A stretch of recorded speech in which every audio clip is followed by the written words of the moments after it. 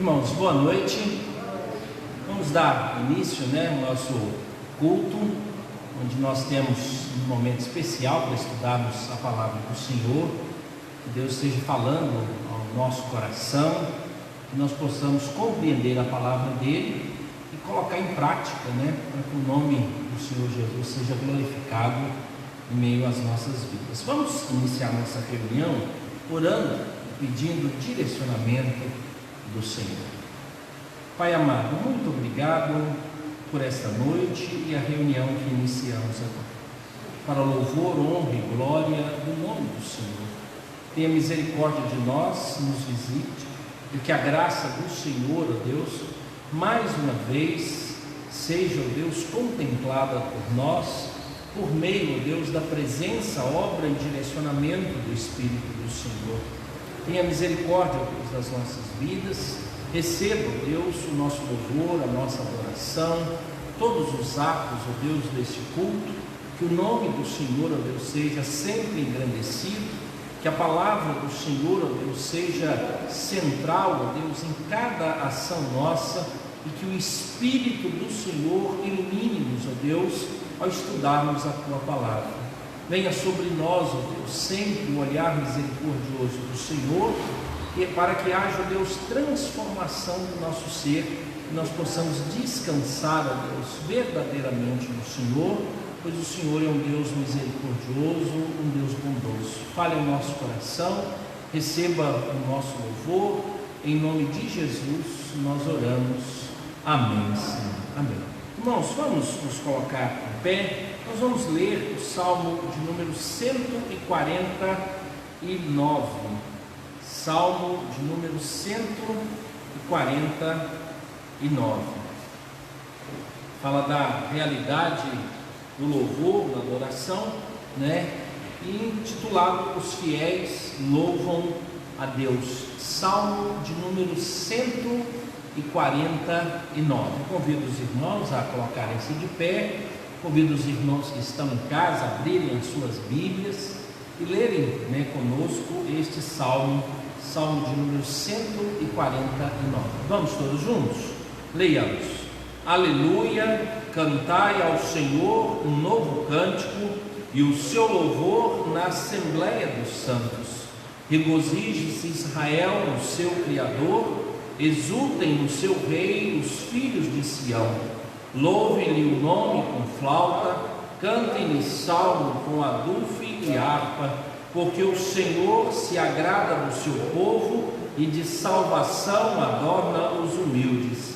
Exultem de glória os santos, no seu leito cantem de júbilo, nos seus lábios estejam os altos louvores de Deus, nas suas mãos espada de 2 gumes, para exercer vingança entre as nações e castigo sobre os povos, para meter os seus reis em cadeias e seus nobres em grilhões de ferro, para executar contra eles a sentença escrita, o que será honra para todos os seus santos.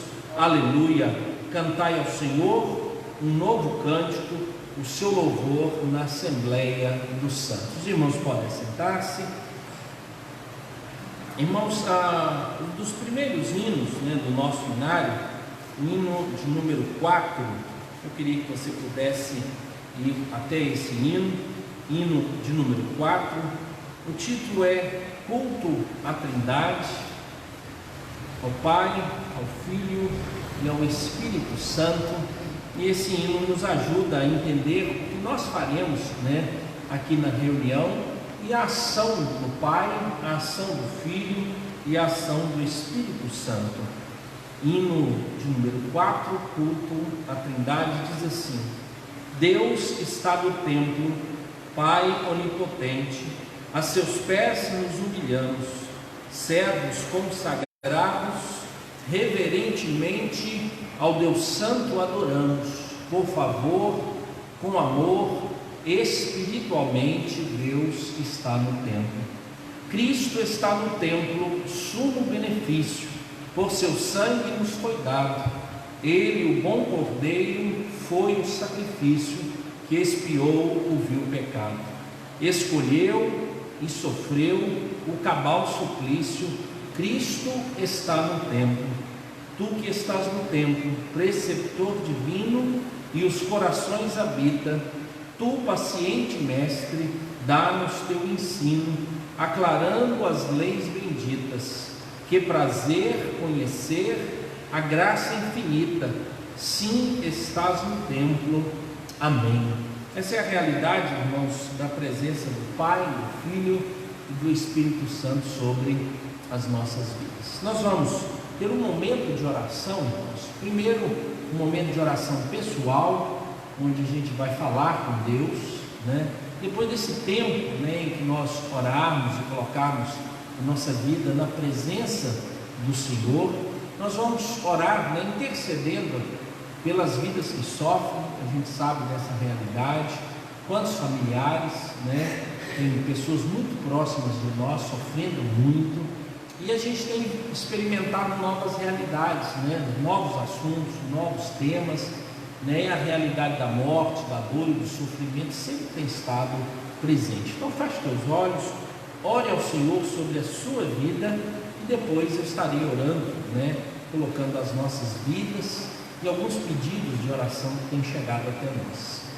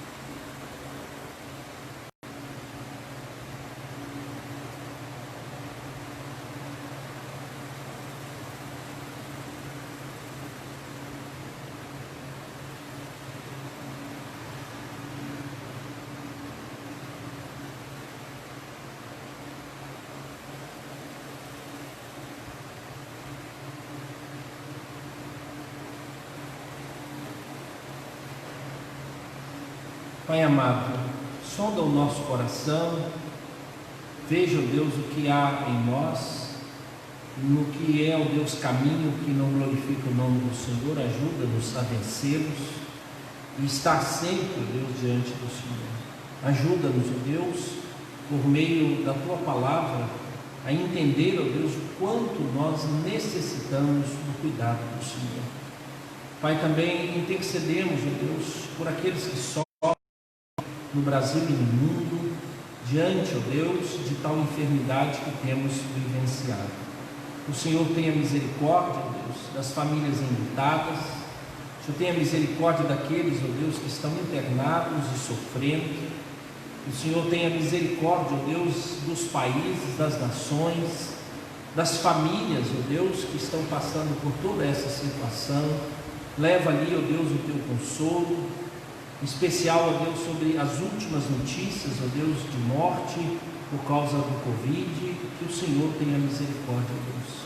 Traga uma cura, ó Deus, um remédio, uma vacina. Que o Senhor, ó Deus, tenha misericórdia. Temos clamado por isso, Deus, incessantemente, durante, ó Deus, todo esse ano, ó Pai. Que o Senhor, ó Pai, tenha misericórdia, e que aprendamos aquilo que nos é necessário, e que sejamos, ó Deus, fortalecidos pelo Teu poder e pela Tua graça. Ó Deus, ajude-nos nas questões políticas, econômicas. Tenha misericórdia, ó Deus, da nossa nação em especial. Fortaleça aqueles, ó Deus, que estão na batalha desde o início, especialmente, ó Deus, na área da saúde. E ajuda-nos, ó Deus, a ter sabedoria para que possamos, ó Deus, viver em paz na nossa nação. Cuida, ó Deus, dos irmãos que têm vivenciado, ó Deus, outros momentos, ó Deus, de enfermidade e tratamentos necessários. Prepara o nosso irmão Roberto, ó Deus, para a cirurgia que ele tem a fazer na sexta-feira. No dia 10, que o Senhor esteja com ele, Deus, direcionando, abençoando, Deus, a vida de outros irmãos, como a nossa irmã Lloyd, fortaleça, ó Deus, a saúde dela, os pedidos que foram trazidos, ó Deus, e aqui apresentados, e tantos outros irmãos, ó Deus, como o nosso irmão Sadi, que tem sentido dores, ó Deus, tem tomado medicação, mas necessita da intervenção do Senhor. Os exames, ó Deus, que o nosso irmão Ronaldo tem feito, que o Senhor tenha misericórdia, ó Deus, esteja cuidando, e de outros irmãos, ó Deus, que necessitam do cuidado, ó Deus, do Senhor, como a nossa irmã Anilce, ó Deus, nas adaptações, ó Deus, quanto à medicação, e também, ó Deus, quanto à saúde. Tenha misericórdia, Pai. Oramos por aqueles que estão passando necessidades, ó Deus, quanto ao trabalho ou necessidade financeira, que a graça do Senhor, ó Deus, seja com estes.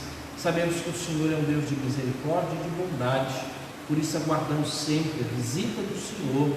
Em nome de Jesus nós oramos. Amém. Amém. Irmãos, domingo, nós tivemos aqui um grupo bom, no mínimo 120 pessoas, participando dos dois cultos, 60 pessoas de manhã, 60 à noite, e a gente vai voltando às nossas atividades. Então a gente viu que há possibilidade, mantendo os cuidados todos, de ter um público maior. Então a gente vai acolher quase que o dobro de irmãos, que nós acolhíamos nos outros domingos, e a gente voltando aí assim aos poucos às nossas atividades, A SAF tem tido uma atividade semanal, que é na terça-feira, um vídeo, e agora o tema está sendo Eclesiastes, então é um estudo. A UPA tem tido uma reunião no sábado às 16 horas, a gente está estudando Daniel, a gente está estudando 3 capítulos por vez, e termina o estudo bem rápido, a gente faz um debate bíblico lá ainda, 15 perguntinhas para a turma responder, 2 grupos, e durante a semana, na quarta, na quinta e na sexta, um adolescente faz um resumo do capítulo, são 3 capítulos, então eles jogam lá, então a turma está numa atividade boa.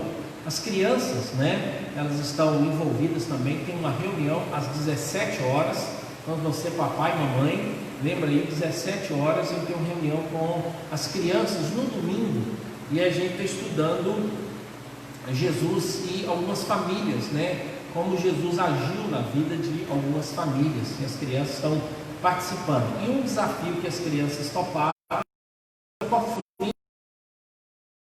é ofertas para lá no Oriente Médio, para auxiliar no resgate de crianças, que estão sendo vendidas, por terroristas, porque eles destruíram vilas, o pai, a mãe às vezes levou como escravo, os pais foram assassinados, então as crianças estão envolvidas, até o final do mês de setembro estão levantando valores, e tem outros irmãos ainda também contribuindo.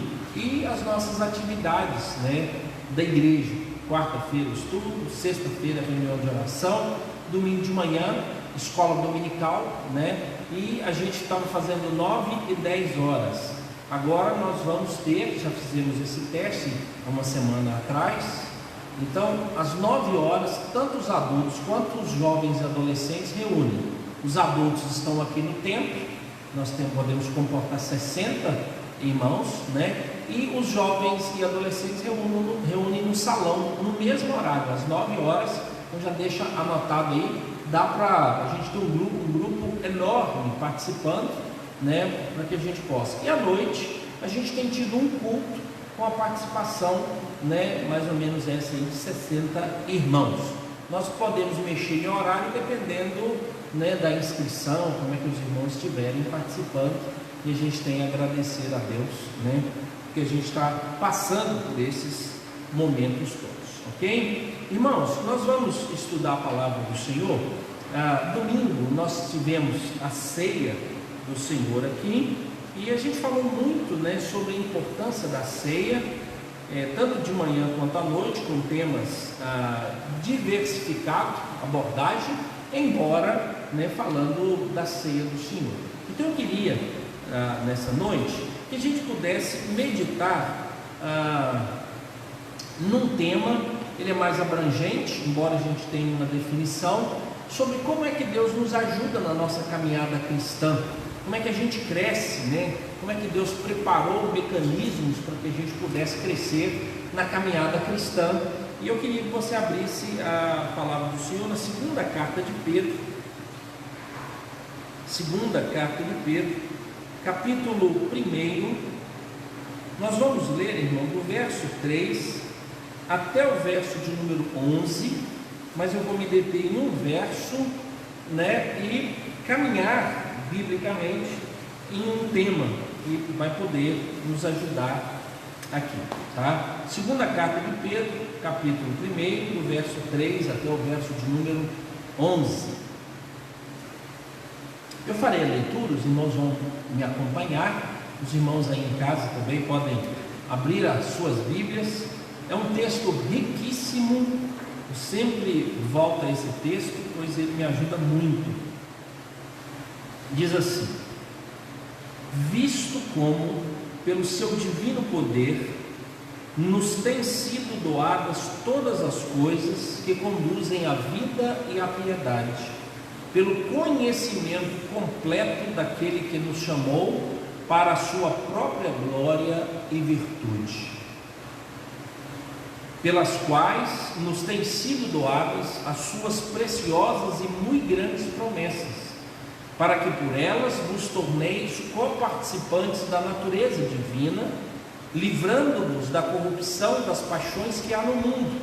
Por isso mesmo, vós, reunindo toda a vossa diligência, associai com a vossa fé a virtude, com a virtude o conhecimento, com o conhecimento o domínio próprio, com o domínio próprio a perseverança, com a perseverança a piedade, com a piedade a fraternidade, com a fraternidade o amor, porque estas coisas, existindo em vós e em vós aumentando, fazem com que não sejais nem inativos, nem infrutuosos no pleno conhecimento de nosso Senhor Jesus Cristo.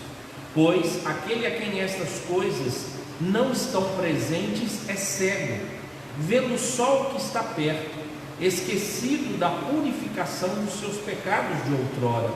Por isso, irmãos, procurai com diligência cada vez maior confirmar a vossa vocação e eleição, porquanto, procedendo assim, não tropeçareis em tempo algum, pois desta maneira é que vos será amplamente suprida a entrada no reino eterno de nosso Senhor e Salvador Jesus Cristo. Irmãos, o texto aqui, ele fala de uma grande realidade. Eu queria reforçar o verso de número 4. Diz assim: pelas quais nos têm sido doadas as suas preciosas e muito grandes promessas, para que por elas vos torneis coparticipantes da natureza divina, livrando-vos da corrupção das paixões que há no mundo. O verso 3, eu acho que também, visto como pelo seu divino poder nos têm sido doadas todas as coisas que conduzem à vida e à piedade, pelo conhecimento completo daquele que nos chamou para a sua própria glória e virtude. Esse texto, irmãos, ele é um texto extremamente claro, e ele fala de duas realidades. A primeira é que Deus nos deu algo, que é a fé, e Ele agora determina que nós nos esforcemos para associar alguns princípios, e ele trata muito bem, o apóstolo Pedro, de cada um desses princípios, né? O que tem me chamado a atenção? Primeiro, é que há uma grande discussão sobre se as pessoas voltarão a ter os relacionamentos eclesiásticos que tinham anteriormente. Então, as reuniões da igreja, os momentos de comunhão, algumas pessoas, eles não vão sofrer em nada isso, muito pelo contrário, eles vão demonstrar um grande anseio em voltar a reunir, encontrar, a participar das coisas de Deus, estar no templo e participar de todas as atividades da igreja. Mas é muito certo que muitas pessoas poderão assumir uma postura de distanciamento, não por causa de enfermidade, irmãos, mas porque enfermou-se, tá? Não é por causa, da Covid, mas é por causa de uma enfermidade que essas pessoas vão sofrer. Primeiro, pode ser um enfraquecimento espiritual. Muita gente vai encontrar uma dificuldade de retornar. Às vezes a gente pensa na igreja, talvez essa igreja não sofra nada disso, mas outros cristãos, e algo tem sido discutido. Será que quando houver possibilidade de todos se reunirem, será que eles estarão presentes? E quantos desanimarão de estar presentes? Quantos deixarão de reunir? Por quê? Porque ele descobriu que essas questões não fazem falta, muito pelo contrário. Ele descobriu agora que ele consegue se manter distante em 2 níveis. No primeiro, de que ele resolveu então ler a sua Bíblia, orar sozinho, e ele está satisfeito em ter comunhão com Deus, sem que haja a presença de qualquer outra pessoa. E pode acontecer dele não querer mais a comunhão. Segundo, essa pessoa pode descobrir que ela não tinha fé mesmo. Aí ela parou mesmo.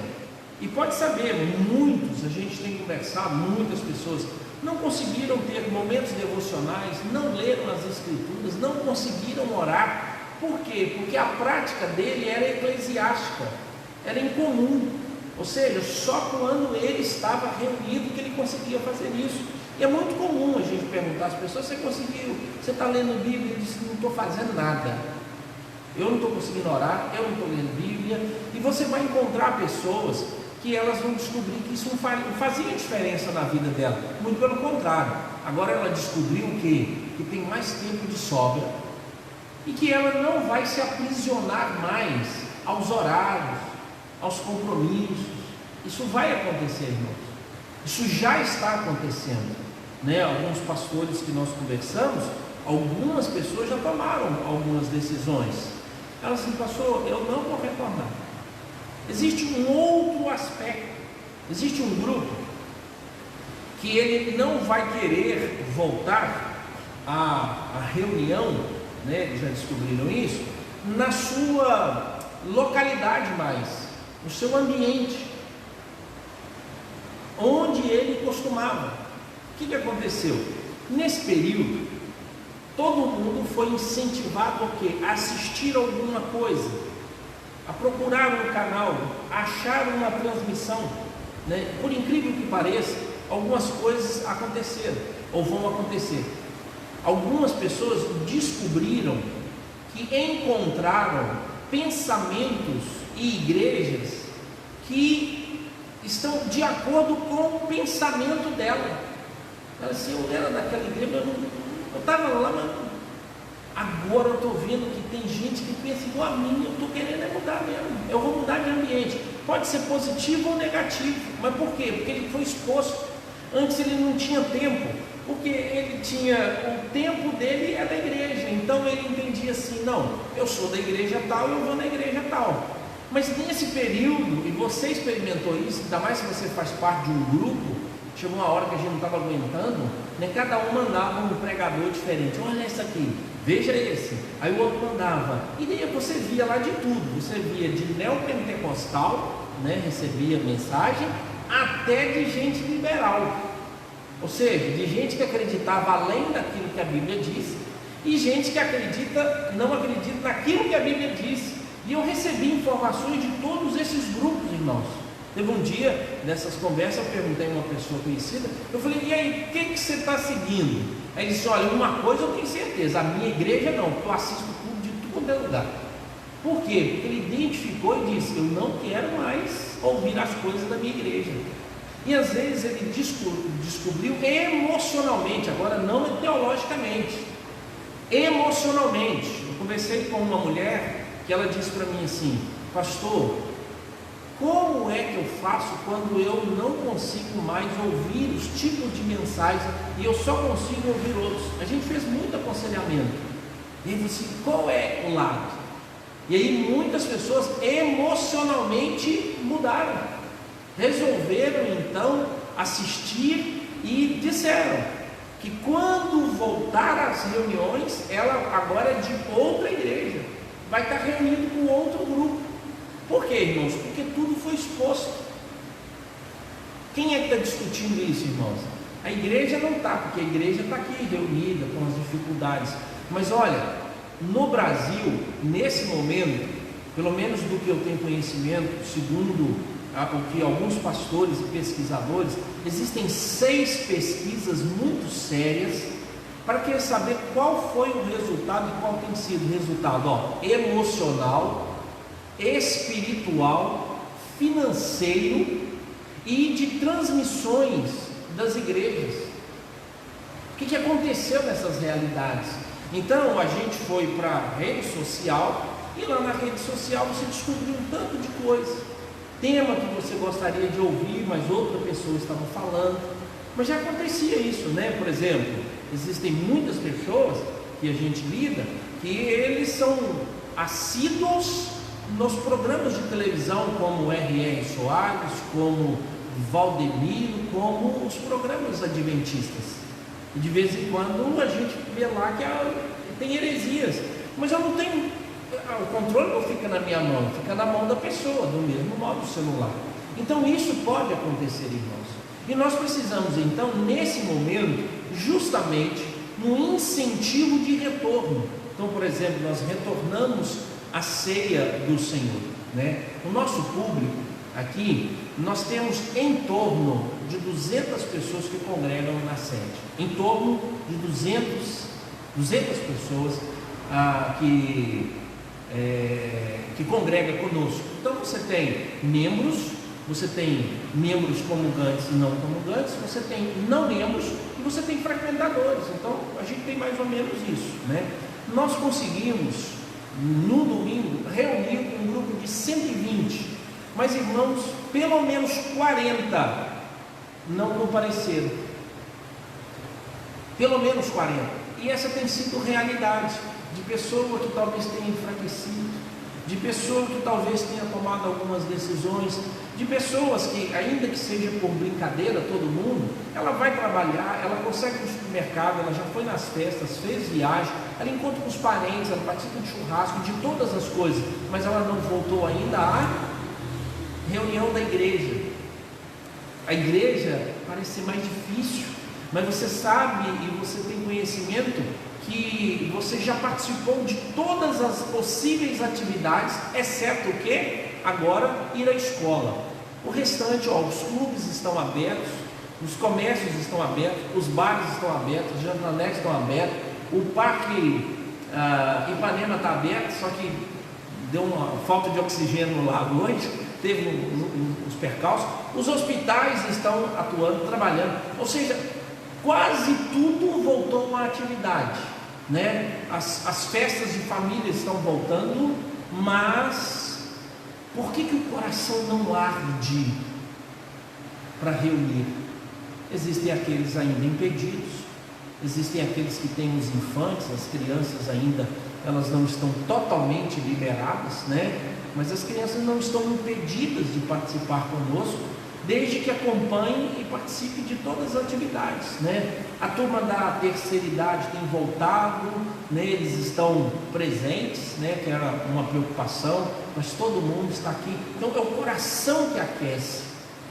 Quando a gente fala sobre isso, qual será o momento em que eu vou conseguir responder se eu fui afetado espiritualmente e se eu fui afetado emocionalmente, mas eu nunca fui contaminado pelo vírus, mas o quadro me afetou, o quadro ele chegou até mim e aí eu encontro essas dificuldades, né? Por que eu quis falar sobre isso hoje, irmãos? É porque Deus colocou tanta coisa para a gente crescer espiritualmente, e quando nós temos a oportunidade, a gente se esquece dessas coisas, e parece que nós ficamos até nervosos quando somos proibidos, mas não temos nenhum incômodo quando nos proibimos. É assim, você não pode cultuar. Aí você diz, é um absurdo. É o problema do diabo. O diabo é o primeiro. O segundo é o Estado. O terceiro, você vai discutir a questão se for política ou não, e não pode e tal. Mas quando você tinha liberdade para cultuar, o que você fazia? Não fazia. Não via na reunião de oração, não participava dos cultos. O dia que queria vir ou não, eu falei da ceia, né? A ceia estava aqui o tempo todo. Mas um dia estava cansado, um dia você queria viajar, um dia você queria fazer festa com seus filhos, um dia você decidia não ir. Ao dia em que disseram assim, vamos por um tempo não ministrar a ceia. Absurdo. Absurdo nada. Então lembre-se disso, é muito fácil dizer que a culpa é do diabo, que é do sistema político, que é da enfermidade. É muito fácil você dizer assim, e você ainda dizer assim, é um absurdo me proibirem de fazer isso. Mas enquanto você tem a liberdade para fazer, é coisa que não se faz. E a gente luta com isso. Então eu queria, irmãos, nessa noite, pensando aqui, que Deus tem nos dado tudo que conduz à vida e à piedade. Pensar em algumas coisas que Deus nos dá e que a gente deveria colocar em prática. Todo esse texto fala de princípios, mas eu queria lançar os nossos olhos para um pensamento. Como é que Deus nos ajuda a crescer na caminhada cristã? Lembrando que domingo nós participamos da ceia, nós tivemos culto, teve momentos de oração. Como é que Deus trabalha essas questões e como nós podemos crescer, né? Quando nós olhamos, irmãos, biblicamente, nós encontramos práticas ou atividades que Deus determinou que nós fizéssemos, com um princípio. O princípio é, não deixemos de congregar, como é costume de alguns. Esse é o princípio. E quando nós congregamos, nós encontramos algumas tarefas para serem feitas. Então isso está no sentido de comunidade e algo público. Mas existem coisas particulares. Por exemplo, orai sem cessar, medite na palavra, leia as escrituras, e a gente precisa guardar isso, né? Quando os teólogos de Westminster pensaram nisso, eu digo assim, depois que Deus nos salva, como é que Ele faz para manter a nossa vida? O que Ele tem nos dado para que a gente tenha uma manutenção de vida espiritual? Pedro responde, Ele nos dá vida e piedade, ou seja, Deus nos deu vida e nos deu práticas, e a gente precisa lembrar dessas práticas. Por isso, no catecismo, né, que a gente chama catecismo menor de Westminster, na pergunta de número 88, fala sobre como é que Cristo Jesus continua a nos abençoar. E ali eles falam sobre 3 itens, que é chamado de o meio de graça, ou os meios de graça, que eles são resumidos pela palavra de Deus, pela oração e pelos sacramentos. E são então 3 que o Westminster define para nós. Então nós temos a palavra, nós temos a oração e nós encontramos os sacramentos. Então a palavra em toda a sua plenitude e toda a utilização dela, a oração em toda a sua plenitude e os diversos modos que nós utilizamos, e por último os sacramentos, né, que são ordenanças, né, que do Evangelho sai, ou seja, que o Senhor Jesus determinou que nós fizéssemos. Existem 2, que é o batismo e a ceia, são os sacramentos, ou seja, são ordens para nós. A gente sempre ouve falar dos 7 sacramentos da Igreja Romana, né? Nós entendemos que biblicamente existem apenas 2 sacramentos que são ordens diretas. A palavra sacramento está ligado a uma ordem militar. Você é obrigado a cumprir isso. Você tem que cumprir. Por isso que o termo, né, paralelo chama-se ordenança. Ordens de Cristo para nós. Quais as ordens que Cristo Jesus deixou para que cumpríssemos na caminhada cristã? Batismo, que é o rito de entrada. e ceia, que é o rito de permanência. Então Deus utilizou esses 4 instrumentos desde o início até o dia de hoje para enriquecer a nossa vida. E quando nós somos expostos a palavra, a transformação. Quando nós nos expomos à oração, a transformação e comunicação com Deus. E quando nós passamos pelo batismo, somos ricamente abençoados. Por quê? Porque confirmamos as palavras de Cristo Jesus, não na água em si, mas no ato de submissão. Então todos aqueles que creem em Cristo Jesus se submetem ao batismo, eles estão sendo agraciados, é um meio de graça. E por fim, todos aqueles que participam da ceia do Senhor estão sendo agraciados, né? O que é um meio de graça? Alguns teólogos utilizam, né, uma explicação, é um canal de bênção, né? Alguns teólogos usam até um jardim, a mangueira e a água, para poder explicar o que é um meio de graça, né? Um jardim, ele necessita de água para que ele possa ter vida, né? E como é que essa água chega até esse jardim? Se ela sai de uma torneira e chega até lá. Então, por exemplo, pode ser no balde, pode ser em outra vasilha, mas ele usou a mangueira. Ou seja, a mangueira nada mais é do que a condutora. Então, não é a mangueira que é importante, mas é a água que é importante, ou seja, tudo aquilo que acontece. Então os meios de graça são esses canais da bênção de Deus para as nossas vidas, e todas as vezes que essas bênçãos chegam até nós, nós somos ricamente abençoados. São os meios de graça. Pensando nisso, irmãos, eu queria que a gente pensasse em 3 níveis, como isso pode ser aplicado à nossa vida, como estímulo pessoal e coletivo, e depois para abençoar o mundo. Pois imagine só, todos os meios de graça vindo até nós, como é que nós, como seres humanos que fomos agraciados, podemos então agraciar outras pessoas? Qual seria esse caminho?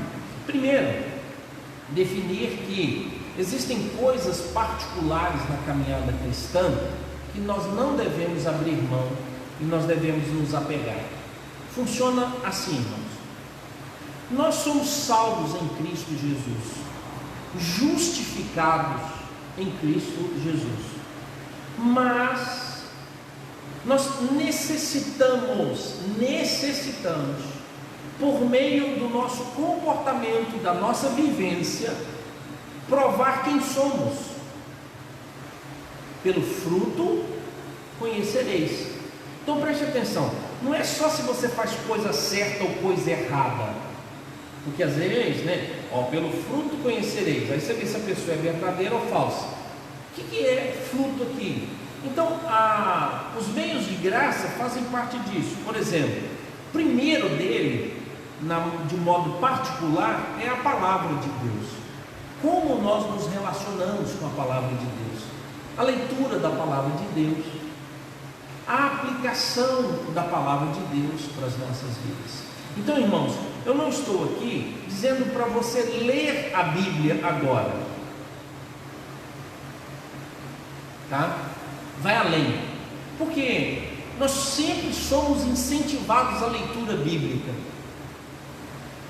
Vai lá, por quê? Porque por meio da leitura bíblica eu obtenho o quê? Conhecimento. E é esse o objetivo. Mas agora preste atenção, o que Deus espera de nós não é o objetivo do pleno conhecimento apenas, ao ponto de poder responder todas as perguntas sobre a Bíblia. Você sabe disso. Por exemplo, se perguntar a você quais são, né, dos indícios todos, o fruto do Espírito na sua vida, são 9 itens. Você sabe biblicamente quais são eles? Aí você vai, eu sei, pastor, eu falo esse. Agora, qual é o interesse de Deus? É que você conheça eles ou que você pratique eles? Então, a questão da palavra de Deus é algo que nós necessitamos urgentemente mudar. Urgentemente mudar. Então preste atenção. Lembre que todas as vezes que alguém comeu do livro na Bíblia, ele teve duas experiências. A primeira experiência é que no início era o quê? Alguém lembra? Doce. E quando passa, o troço aperta. E é assim, irmãos. Leitura da palavra, muito lindo, que maravilha. Aí o dia que você resolve colocar em prática, onde vai a docilidade? Cadê a doçura? Por quê? Porque ela vem para produzir o quê? Transformação. Transformação. Comer da palavra é esse o aspecto. Então o aspecto final é que a gente seja transformado. E talvez seja aqui a maior preocupação nossa. Então existe um item que a gente precisa acrescentar à leitura da palavra, que é a meditação. Que talvez venha a ser o momento em que a gente não quer colocar em prática. Já viu quando você lê a Bíblia e você cumpre um alvo, um objetivo? Li 10 capítulos, li 2 capítulos, li um livro. Agora é o seguinte, quando é que chegou a transformação? Então Deus não nos deixou, irmãos, as Escrituras para o nosso conhecimento. Eu já vi essa frase atribuída a Santo Agostinho, já vi atribuída a Tomás de Aquino, já havia atribuído a Lutero, já havia atribuída a Moody, já havia atribuída a como é que é o nome do motor? R6 Pro. Já havia esses 5. Eu não sei de quem é essa frase, mas ela é verdade, ela é pura e verdadeira, porque a palavra de Deus, irmão, se ela não produz em nós transformação, ela perde o seu sentido. Então eu preciso, mais do que conhecimento, colocar em prática. Mas eu tenho essa ideia de que quando eu começo a conhecer as Escrituras, quase que eu me torno uma pessoa arrogante, que aí eu sei responder as perguntas. E tecnicamente, irmãos, eu faço uma leitura aqui, há um processo mais ou menos assim de humilhação de algumas pessoas que conhecem mais da Bíblia para aqueles que não conhecem. Você não conhece isso não? Mas você já tem 10 anos na igreja e eu sei essa. Então, se você chegou a esse nível ao ponto de humilhar alguém porque conhece menos você do que as Escrituras, parabéns, você só está no doce, você não chegou no amargo. Ou seja, não está valendo nada, porque o diabo conhece mais do que você. Ou seja, então o nível de intelectualidade não pode nos tornar arrogantes, mas muito pelo contrário, o nível de conhecimento deveria nos tornar mais humildes, e a cada dia mais humildes, para que as pessoas pudessem entender, assim, não, ali há conhecimento, mas ali há humilhação, ali há humildade, e aí a gente precisa. Então a palavra de Deus e a meditação, e talvez, irmãos, o foco nosso pudesse ser a meditação. Como é que se medita nas Escrituras? Existem 1000 informações, mas eu queria utilizar uma que é chamada dos puritanos. O que os puritanos faziam quando iam ler textos bíblicos para a meditação? Eles faziam 10 minutos de leitura bíblica. E eles pegavam uma porção, uma frase, uma ideia, uma letra, e eles gastavam mais 10 minutos pensando naquilo. Então, por exemplo, o salário do pecado é a morte. você naquele dia, porque você gastou um tempo orando, preste atenção, eles faziam isso, 10 minutos pedindo que o Espírito Santo de Deus o guiasse na leitura que seria feita. Durante 10 minutos ele decorava esse texto, ao ponto de saber cada palavra que ali estava. E durante 10 minutos ele orava pedindo a Deus para que mostrasse o que é que naquele texto Deus queria que ele mudasse na vida dele. Eu tive uma vez, guiado por um professor, uma experiência, foi fantástico. O Senhor é aquele que adestra os meus dedos para a batalha. E nós fizemos essa mesma experiência, de orar a Deus e pedir: Deus, guia-me, fala o meu coração, permita, meu Deus, meditar nas Escrituras, e não somente agora levantar e dizer assim: eu sei mais de um versículo. E como foi, irmãos? E às vezes nós não temos paciência para isso. Nós estamos tão assim afoito a dizer para Deus o que a palavra dele é, de que a gente não permite que o Espírito diga para nós o que é. Não é um trabalho exegético aqui, irmãos. É um trabalho onde o seu coração entra, onde a sua mente percebe essas coisas. E aí então você tira um tempo. Qual é a última atitude desses homens? Durante aquele dia ele ia trabalhar aquele tema que Deus colocou no coração dele. Imagine só, se o tema é pecado, o que nós fazemos, irmãos? O salário do pecado é a morte, mas o dom gratuito de Deus é a graça. Aí você, Senhor, muito obrigado pela graça, pelo teu amor e tudo mais, em nome de Jesus, amém. Aí eles perguntam assim: o que você entendeu desse texto? Não, que Deus faz isso aqui. Eu falei: o que você vai fazer com ele hoje? Eu disse: não, já li, já foi minha meditação. E aí então você sai dali e maltrata as pessoas. Você sai dali e não tem uma vida pura. Você sai dali e negocia de forma errada. Você sai dali e tem pensamentos. E aí então, qual era a instrução? Durante aquele dia, Salmo 1: na tua lei medito de dia e de noite. Pastor, isso é um absurdo. Irmãos, os crentes no Antigo Testamento faziam isso. Eles decoravam versículos bíblicos.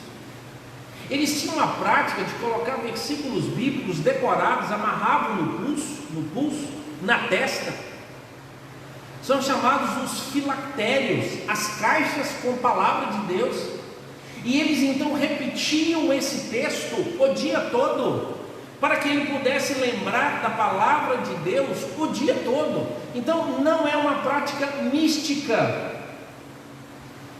é místico no sentido de espiritual. Imagine só, você pegar os 10 mandamentos e durante o dia, cada dia, você resolver então preservar um, ou seja, você descobre que a sua fraqueza é a sexualidade. E aí então você diz: durante esse mês eu quero decorar um versículo, e você escolheu o versículo: não adulterarás. E tudo que está associado a adultério, a lascívia, pensamento de sexualidade, desonroso, e durante 30 dias a sua oração. E aí preste atenção, quando você for lidar com a sexualidade, você vai lembrar desse texto. Desligar o canal que não te agrada, você vai diminuir a conversa, os seus olhos vão partir para a consagração. Não, mas você diz: não, eu vou ler o versículo, não adulterarás. Aí no outro dia você já não lê mais nada, você nem colocou em prática. Esse era o princípio.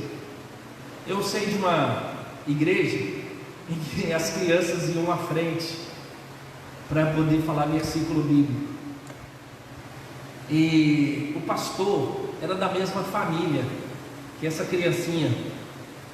E os tios chegaram perto dessa criança e disseram: olha, se o tio, pastor da igreja, lá na frente, pedir para falar um versículo bíblico, você vai falar esse. Só para você ter ideia, irmãos. Constrangimento. E a criancinha de 3 anos de idade, quando o pastor perguntou: quem quer falar, menino? Eu. Qual é? Aí ela disse: não adulterarás. Irmãos, o pastor ficou constrangido, a igreja caiu na gargalhada. E agora é o seguinte, ele tinha que explicar o texto. A minha criança falava o texto e ele explicava o texto. Então é mais ou menos isso. Quando eu leio não adulterarás, eu levo na brincadeira. Mas se eu disser assim, eu vou, e esse texto vai ser o texto da minha semana, o texto do meu dia, mas preste atenção, com uma intenção. Vamos lá, ó. Cantai ao Senhor um cântico novo. E você diz assim: esse vai ser o texto de hoje. Eu orei pedindo a Deus que me guiasse. Eu pedi a Deus que pudesse mostrar no texto. Você vai fazer a leitura sua diária. E aí então eu vou exercitar. Os judeus faziam isso, irmãos. As Escrituras. De que a palavra de Deus fosse inculcada neles. Ou seja, que abrisse a cuca e colocasse lá dentro da consciência. E às vezes, irmãos, para que a gente possa ter uma vida cristã em desenvolvimento, nós necessitamos abandonar, presta atenção, o bom. Presta atenção, hein? Nós necessitamos abandonar o que é bom e agarrarmos ao que é melhor. Porque a palavra de Deus é boa, sim, mas qual é a funcionalidade dela se eu não pôr em prática? Ela não vale nada. E eu preciso então o quê? Transformar essa ideia do que a palavra de Deus é na minha vida em atitudes muito melhores e práticas no meu desenvolvimento. Mas às vezes a gente não vai fazer isso. É muito cansativo, dá muito trabalho. É melhor ficar com o doce do que descer para o amargo. Por isso, irmãos, que a palavra de Deus, ela é cortante, como espada de 2 gumes. Vocês se lembram do verso ou do salmo que nós lemos no início? Eu queria que você voltasse lá.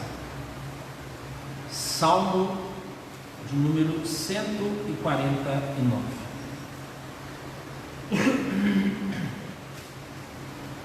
Esse é um salmo que a gente não deve escolher para liturgias, porque ele é muito violento. Ele é um salmo muito estranho, mas eu escolhi para que ele pudesse nos trazer justamente essa lembrança de que tudo que é inimigo de Deus deve ser destruído por uma espada de 2 gumes. Eu não tenho um reino para lutar contra pessoas e inimigos como Davi tinha, ao ponto de entrar em nação e destruir. Não é esse aspecto. Mas, irmãos, todo aquele que quer viver as coisas do reino de Deus encontra inimigo. O pior inimigo somos nós mesmos. Olha o que diz o verso de número 5. Ele diz: exultem de glória os santos, no seu leito cantem de júbilo. Gente que adora a Deus. Nos seus lábios estejam os altos louvores de Deus, mas nas suas mãos espadas de 2 gumes. O que ele está falando aqui? Ele está juntando, irmãos, 2 coisas que parecem estranhas. Gente que adora, mas ao mesmo tempo gente que guerreia. Lembra quando Neemias vai lá reconstruir o muro? A turma tinha uma pá na mão, né? Uma colher de pedreiro na mão, e na outra tinha o quê? Espada. Eles estavam trabalhando na obra do Senhor, mas ao mesmo tempo eles estavam defendendo. E assim, irmãos, deve acontecer conosco. No mesmo ambiente que há adoração, existem grandes inimigos se levantando contra a nossa intimidade com Deus, querendo destruir os princípios do reino de Deus, e a palavra de Deus é quem vai lidar com essas coisas. Por isso, então, eu fiz a leitura para que pudéssemos aplicar a isso, olha, para exercer vingança sobre os reis em cadeias e os seus nobres em grilhões de ferro, para executar contra eles a sentença escrita, o que será honra para todos os seus santos. Irmãos, nós não lutamos mais contra esses reinos, é Jesus quem resolve isso. Lembra que Pedro puxou uma espada e foi tentar fazer isso, e Jesus diz: para com isso, Pedro. Mas agora preste atenção, irmãos, em momento nenhum Jesus arrancou de nós a responsabilidade de: se teu olho te faz pecar, arranca. Então esse aqui é um contraste.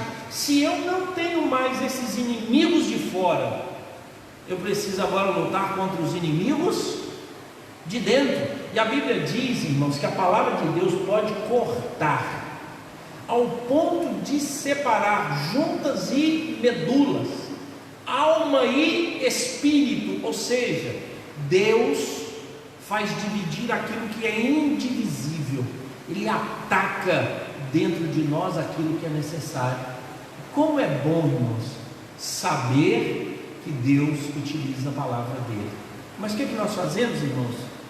Nós utilizamos a palavra como assim, belezura, um docinho, é mais desejável do que mel. Agora, qual é o momento em que verdadeiramente nós paramos e meditamos ao ponto de transformar essa palavra em vida no nosso coração? Esse aqui é um dos aspectos, tá, irmãos? Nós temos 3 meios de graça, e eu queria hoje, semana que vem, nós vamos falar de outros, para que a gente pudesse despertar o coração. Se você está correndo para ler a Bíblia toda até o final do ano, parabéns. Mas talvez você devesse escolher um versículo bíblico para mudar a sua vida para o resto da vida, e não só para agora. E se você quiser um texto longo, bom para você decorar, pegue esse de Pedro, e ele vai dizer como é que você pode agir para que haja mudança no coração. Sabe por quê, irmãos? Amanhã nós vamos estudar outro texto bíblico. Sabe o que vai sobrar? Vou dizer da minha experiência. São riscos. Eu falar isso, eu risco pensando em mim, e eu vou acabar criando um conceito nas pessoas. As pessoas amam performance cultica e de pregador. Então, por exemplo, se chegar alguém aqui e monotonamente, irmãos, a palavra de Deus nos adverte que mais importante é colocar em prática do que decorar. E aí então, todos os dias, você é capaz de sair daqui e dizer: senão foi muito chato hoje, que você não conseguiu ouvir o quê? A palavra, mas você ficou impressionado negativamente com a posição ou a exposição do pregador. Mas talvez alguém com eloquência conseguiu a sua concentração durante o tempo todo, e você vai recordar da performance e não do conteúdo. É muito comum, irmãos, é muito comum terminar culto e as pessoas falarem da performance litúrgica, do louvor, da música, do pregador, mas não saber a música que cantou, o texto que leu e o sermão que foi pregado. Sabe por quê, irmãos? Porque nós não estamos interessados em quê? No texto. na palavra. Imagine se eu pregar 10 vezes o mesmo sermão, no mesmo texto. Você conseguiria voltar a segunda, terceira vez? 10 vezes. Ele disse: não, tem que mudar, tem que fazer diferente. Mas o importante, irmãos, é como nós colocamos em prática. E às vezes acontece isso. A performance é mais importante do que o conteúdo. E não, irmãos. O conteúdo é mais importante. Nós necessitamos comer essa palavra. Jeremias teve essa experiência. Deus falou com Jeremias: Jeremias, pega esse livro e coma. Jeremias, no início, doce, mas quando eu engoli, e aí então Deus se revela a Jeremias. João, lá no Apocalipse, pega esse livro, come esse livro. No início, doce, no final, amargo, mas você precisa absorver essa realidade. Que a gente não pudesse pensar nessas coisas. O mais importante não é a quantidade que a gente está dando conta das Escrituras. Toda Escritura é importante, mas agora é colocar em prática todas essas realidades. É isso que vai fazer bem a nossa vida e a nossa existência. Vamos ficar em pé, irmãos? Semana que vem, irmãos, nós vamos continuar. Eu falei de uma questão particular, que é a leitura pessoal das Escrituras. Semana que vem, na quarta-feira, a gente continua com outro desafio em outras áreas. Deus amado, ajuda-nos, ó Pai, nesse momento tão difícil, a recriar, ó Deus, comportamentos, e ajuda-nos, ó Deus, a experimentar, ainda, ó Deus, que seja a primeira vez, mais do que a leitura da Tua Palavra, mas ajuda-nos, ó Deus, a experimentar a transformação produzida pela Tua Palavra. Já estamos salvos em Cristo, somos justificados, mas ainda necessitamos de maturidade, Deus, que a palavra do Senhor encontre morada e que haja, Deus, transformando o nosso coração. Em nome de Cristo Jesus nós oramos. Amém, Senhor. Amém. Irmãos, que Deus nos abençoe, Deus derrame graça sobre a vida dos irmãos, e os irmãos estão em casa. Sexta-feira nós estamos de volta às 19h30. Que Deus nos abençoe. Boa noite.